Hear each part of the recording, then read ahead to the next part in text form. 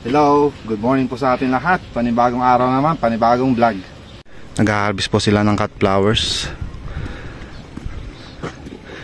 Ayun, doon banda sila kumukuha. Doon po nila inaayos. Mahangin ngayong umaga na to. Tsaka maagang lumabas si haring araw. Hello, ante. Flowers for you, flowers for me. Flowers for everybody.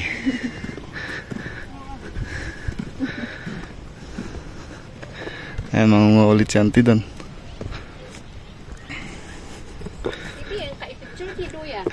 Picture? Video, adi? Video. Baba po muna tayo. Video natin yung inayos nila doon.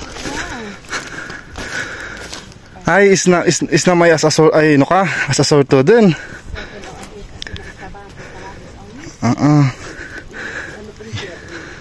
Iyan na. Ay, may met kay Manboya. Ganda. Okay lang, met mut manang. Kami. Meron pa dun sa loob. Meron sa loob, oo. Tina, uy. Mas marami. Ayan, oh. Ganda.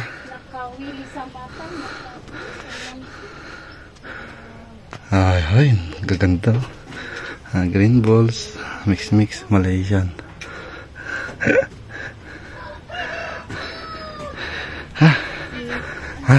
Oo, andun si Auntie Delia pero nagkali daw. Ay, nay, kami abo. Adi, Kasama po pala natin ngayon sa umaga si Mrs. Good morning. Anong date na ngayon, ma? 30? 30, Saturday, Friday. Ay, Friday pala. Friday. It's Friday. Papunta po kaming garden. Medyo maganda yung klima ngayon eh. Malayo ba yung bagyo na? Nagdiretso daw ng Japan. Di maganda. Kaya makakapagtrabaho tayo ngayon. Maganda yung klima. Oo. Ayan, tingnan nyo. Kainit. Alas 7 pa lang ng umaga. Hindi po muna tayo dito ng merienda. Mapapalaban tayo mamaya. Hala, auntie. Okay. Sige, bibili ka ng merienda mo. Makan lako. Ako, tiyan mo nga sikat yung soso, tiba rin. Tarakas, jay. Sikat yung soso, tiba rin nga. Share. Tingnan natin. 26, si 25, 50. Shit, kamali. Kamali? Kamali na gasing ako. Kamali ako, no problem. Tingnan niyan. Aga, mali. Sige lang Pangalan is the name. Sige lang. Piga namin natin 20. Totoo lang, basta. 25. Plus 26. 51. Okay. Ay, napautang tayo umaga. Tapos na. Kin si Boboriak yan.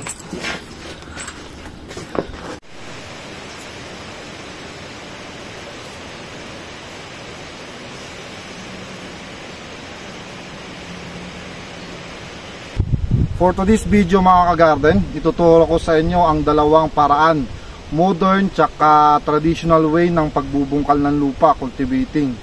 So, ang unahin kong i-explain sa inyo ay yung traditional, kaya tara.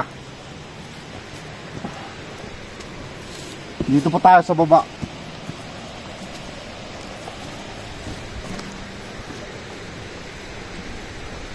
Sa traditional way, ang kailanganin natin, ito. Speed ang tawag namin or tinidor, pambungkal. So ganito dapat. Pag ito kasi ginamit mo, kailangan malilit yung damo na katulad nito or mas malinis pa. Tsaka kung saan naman, so mamaya ko na pala explain dun sa may modern way naman. Ganito yung pagbubungkal sa traditional.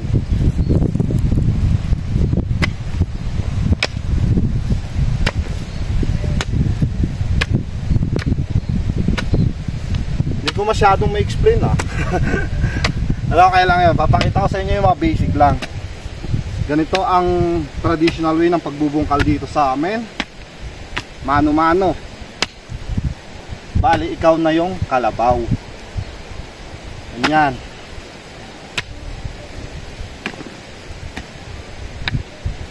Kagandahan nito, pag malambot yung lupa mo, madali.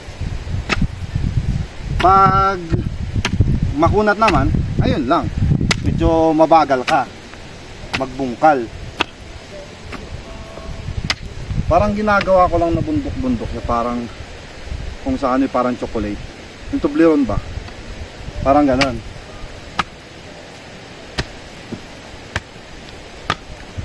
Kagandahan nitong traditional,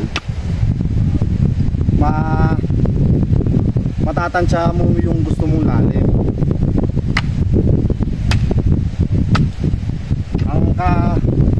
Ang ano naman ito, disadvantage, takaw oras. Matatagalan kasi isang kamay, isang plat. Mas lalo na pag mahaba yung bubungkalin mo. Ganon.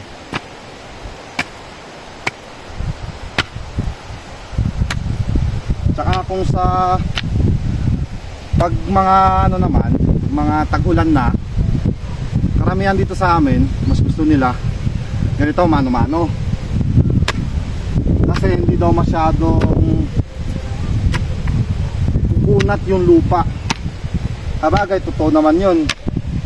Kasi pag modern yung ginamit mo, siyempre pino yung lupa, mapipino. Yun. Maganda talaga pag malinis yung bubungkalin mo ng ganito, yung mga traditional way. Para itong mga damo, siyempre malinis tingnan, para hindi iwas din iwas madamo yung binungkal mo, para pag nagtanim ka malinis tingnan, tsaka hindi pa takaw sa oras na kailangan magdamo. Bali ganito, itsura oh.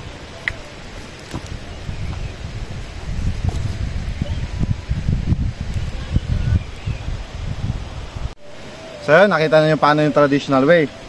Papakita ko naman ngayon yung modern way. Doon naman tayo sa taas, kasi andito yung aking kalabaw.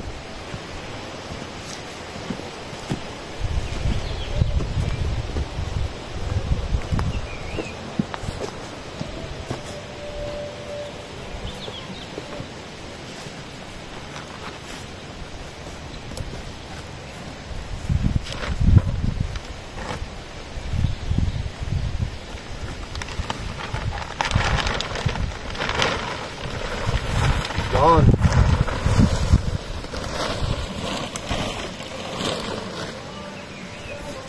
Bali, ito naman po yung mga gamit natin sa modern way ngayon. Ito mga hand tractor o hand tiller.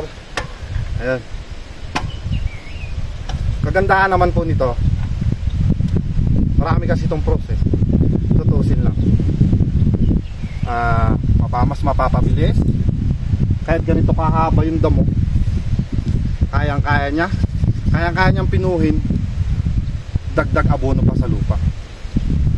Tsaka ano pa, yun lang, mas mapapabilis talaga, hindi ka pa masyadong pagod. Ang ano lang nito, ang cons naman nito, magastos. Gagasto ka kasi syempre kailangan mo ng gasolina o diesel para umandar. Tsaka pagpatad yung tinatrabaho nyo, maganda to kasi hindi mo na kailangan buhat-buhatin. Pero pag sa amin dito sa Highlands, ditong terrace, kailangan binubuhat. Yung kalabaw dito binubuhat. Ayan, kalabaw natin.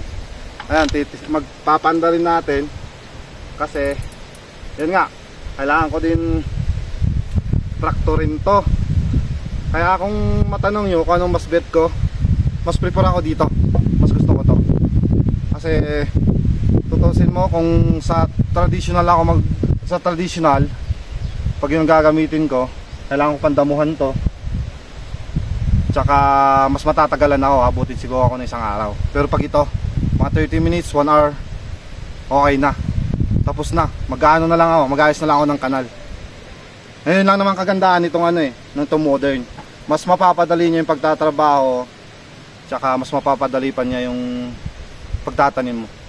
Kaya kung sakali gusto mong pinong-pino, nasa sayo na yun. Kung gusto mong pinuhin, hindi paulit-ulit mong traktorin. Pag sa modern naman kasi, kung gusto mo mapino, kailangan mong durugin din mano-mano. So yun lang maano natin ngayon. Kaya kayo ba mga ka-garden, ano mas prefer ninyo? Traditional o modern way? Nasa inyo na yun. Kung ano ang gusto nyo, mag-comment lang po kayo sa baba. Comment down below. Yun na nga, tapos na aking pag-i-explain. Magtatrabaho na po tayo kasi maganda po yung klima natin ngayon. Buti na lang kamo, tumalon yung bagyo. Nag-jumping salad. So ayun, trabaho tayo. Kailangan traktorin to. Bali, ano lang naman, mild lang yanuin ko dito. Kailangan natin ano lang para gumana yun.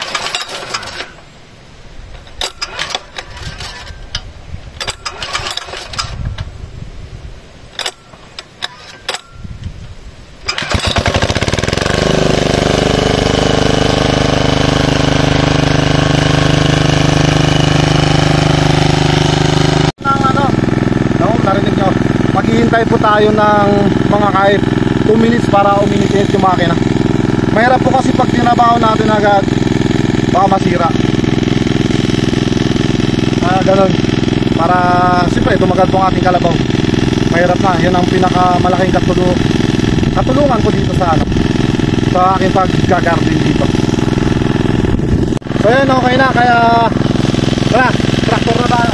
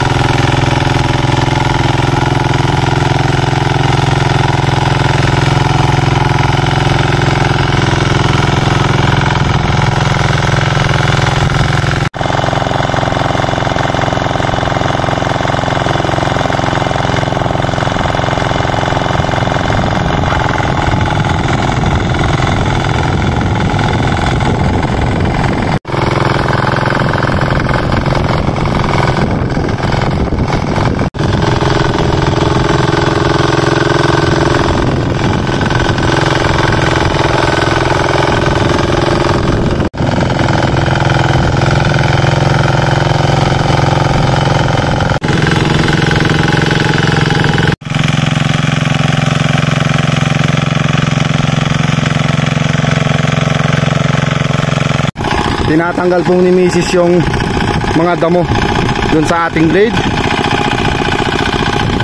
Medyo pumulupot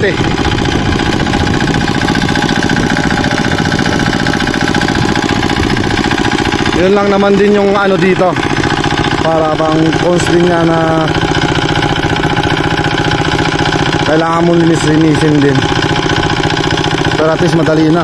Ito na nga bali itong tinaktor ko dito, dudublihin ko yun mamaya para mapinong-pino. Pinadaan ko lang kasi para matanggal niya yung mga, yun nga, yung nagpumupulupot po sa ating blade. Pag dinubli ko to mamaya, siyempre makikita nyo din yung resulta mamaya niyan. Mabilis lang. Pag traditional kasi, pag binungkal ko to mano-mano, abutin siguro ako dito ng isang araw. Ano ma? Mahirap tanggalin? Patayin ko na lang.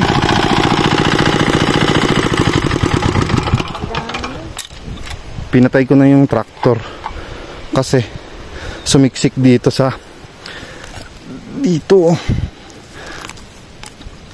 Mahirap na ma-oil seal pag laging nagaganito, pupulupot, napipilitan. Persado yung ating makina. Ay, hindi pala makina, yung gear. Kailangan linisan natin to. Yan yung kagandahan pag may sarili kang gamit na ganito, no? Di ba, ma? Kasi pag nagre-renta ka lang, nangangain ng oras. Nagre-renta tayo, magkano yung per hour yung binabayaran? 350 per hour. Kanila na po lahat yon. Buhat ng traktor, gasolina, gastos po nila lahat yon. Ang gagawin mo na lang, pamimeriendahin mo na lang. Parang ganun lang. Kadalasan binabayad ko 1.5 to 1.8, 2,000. Parang papunta na, kasi pag nagbayad ako ng 1.8, pupunta siya ng 2,000 kasi siyempre merienda. Dagdag ay kasali pa rin yun sa expenses. Pero pag ganito, minsanan, pag may budget, masarap talagang paglaanan yung mga ganito. Mga gamit na mas mapapadali ang yung pagtatrabaho. Hindi mo na kailangang magpa-schedule, hintayin yung may-ari ng traktor. Kung gusto mo on the spot, gusto mo mag-traktor na, magta-traktor ka na. Kung hindi lang naman kung hindi lang naman tayo ito papadaanan ko lang sana to ng traktor para lang malanta yung damo, tsaka ako tatraktorin bukas. Pero yun nga, kailangan magtanim agad kasi siyempre para may maanihin tayo agad. Di ba, ma? Kailangan magtanim agad para may maani. Mga susunod na araw malalaman nyo po kung ano yung tatanim natin dito. Malin nga, dito nga po sa taas, yung dalawang terrace po natin dyan, ito tsaka yun, coriander. Dito naman po, syempre iba, pero hindi ko po muna sasabihin ngayon, sa susunod na. Kunat, ma? Ako na dyan. Tigas, ikaw na lang. Ganito lang kasi ang tas. Ano pa kasi? Langgam. Makate. Ang pampiyonti.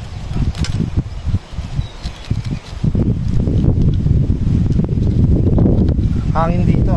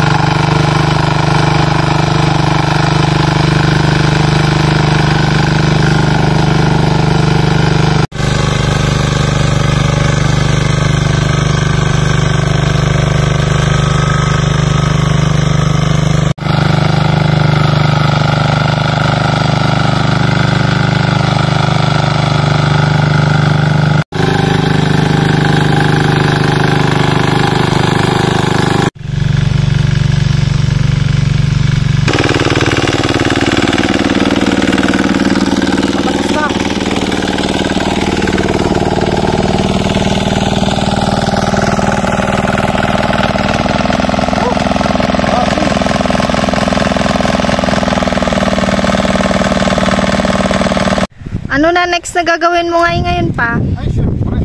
Magkakanal na ako. Tapos na yung traktor ko Makin nyo yun, wala pang isang oras. Nasa 45 minutes na siguro to. Pero tingnan nyo naman yung trabaho. Ay, ikaw dyan hanggang sa kabila. Tingnan nyo. Yung kaninang madamo, ayun na. Yung damo, putol-putol na. Kung makukumpos yan sa sa lupa. Ngayon naman, kailangan natin ayusin agad. Yun lang din naman ang ano nitong pag tractor kasi ginamit mo. Kailangan kanalan mo, mas lalo na pagpangit yung klema. Pag yung kada hapon umuulan, kailangan ayusan mo na ng kanal yan para pag ano may daluyan ng tubig. Kasi pag hindi mo kinanalan tsaka ganito, pag umulan yan, siyempre may ipon dito sa gitna, tsaka ano, magiging muddy siya, muddy. Hindi katulad ng pag ano naman sa traditional, yung mga ganong mano-manong bungkal. Pag umula ay ano yun, pag kinabinungkal mo ng ganyan, kahit ganyan na, okay na kasi nakataas siya eh. Ipa-flat mo ulit nga lang siya. Yun lang naman ang bentahe din nung ganyang traditional, yung pagbubungkal mano-mano. Saka yun din naman yung ano nitong sa traktor. Pero ito kasi lambot eh. Nga mo, tusukin na, tutusok ko ah. Oh. Diyan oh. Oh, ganyang kalalim. Ganyang kalalim yung ano, yung lalim ng blade. Tsaka madali, mas madali. Pino. Yun nga. Di na natin kailangan magdamo. Tsaka menos tayo sa oras. Gastos nga lang. Pero okay lang yan. Ano, mas pipiliin nyo? Yung mas madali, yung mas mahirap. Yung mas mahirap na nga, matagal pa. Sa mga kagarden natin dyan, syempre, nasa sa inyo na po kung ano mas bet nyo. Kung gusto nyo itong tractor or yung traditional, yung mano-manong pagbubungkal. Kung gusto nyo yung mano-mano, nasa sa inyo po yun. Syempre, respeto rin po din po sa inyo. Tsaka yung iba kasi, ang nakasanayan nila dito sa amin, mas lalo na yung mga medyo, syempre, mga tito ko, tito, gano'n. Mas sanay sila sa mano-manong pagbubungkal. Yun na kasi yung parang hinahanap din ng katawan nila. Kaya yun, gusto nila. Minsan yung ginagawa naman ng iba, pag makunat na yung kanilang tinatrabaho, ganito, pinapadaanan muna nila ng traktor, tsaka nila bubungkalin ulit ng mano-mano para mas lalong lumambot. Tsaka yun nga, syempre lahat naman tayong mga naggagarden, gusto natin malambot yung ating tinatrabaho. Kasi syempre mas mapadali, mas madali kang kung sakali magtatakip ka, lahat mas mapapadali pag malambot yung tinatrabaho mong garden. Ayan, mag-uumpisa na po tayo magkanal. Bali dito ako mag-uumpisa. Ayan, dito sa umpisa, gaganon lang po natin.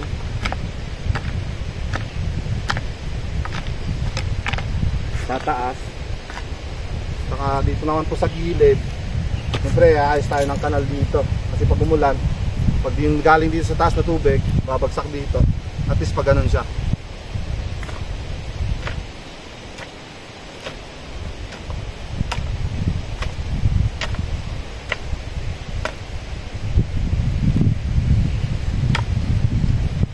Yun, ganun lang.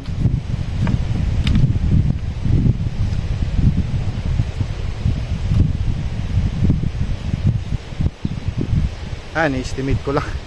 Titignan kung paano. Medyo Yung iba kasi may measuring sila. Oo, ano? may measure sila eh. Pero ako, di na ako gagamit ng measure. Titignan ko lang to, medyo tabingi dito. Lawak doon. Adjust na lang ako dito. Kailangan si pate, no?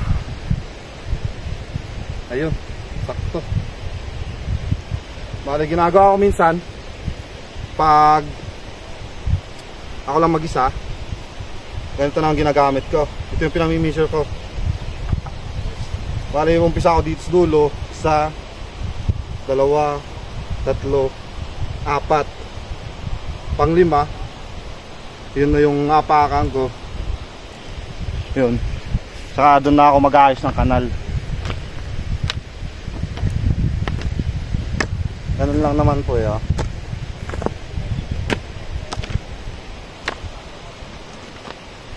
Ganun lang. Ulit. 1, 2, 3, 4, 5. Pang-5.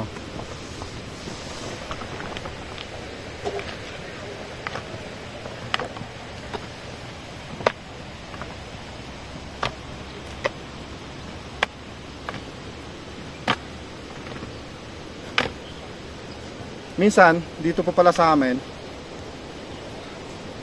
kung gaano kalawak yung plot, nakabase kung ano yung tatanim mo. Tsaka kung anong gusto mo. Kasi kung sakali patatas, example tayo patatas. Kung gusto mong maliit, mga dalawang ganito lang, 1, 2, ito na yung kanal, maliit pang single. Tsaka sa ibang variety naman po ng patatas, mas gusto nila yung ganitong medyo malalawak.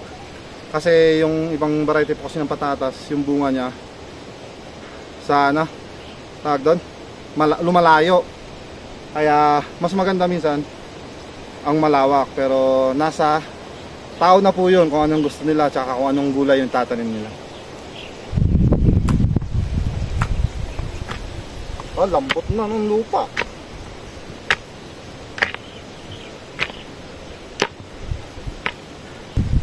Ayun, pasali po yung traktor natin doon. Kailangan ano yun na lang, estimating ko yun mamaya. Ibababa ko kasi dyan sa baba. Estimate lang, doon siya. 1, 2, 3, 4. Dito naman yung isa. Sakta. Lagpas tayo doon.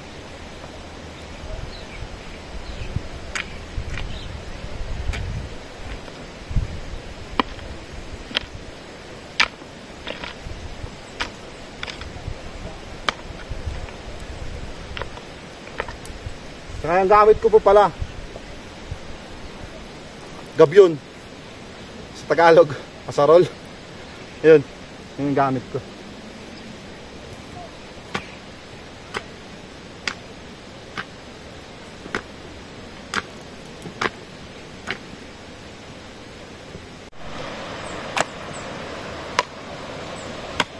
Patapos na po tayo. Konting kimbot malang, yun sa dulo na. Bukas makakapagtanim na rin. Abangan nyo po bukas mga ka-garden kung ano yung tatanim namin. So, bali dito na ulit nagtatapos po ang ating vlog. Mag-ingat po kayo palagi mga ka-garden and God bless. Bye-bye you!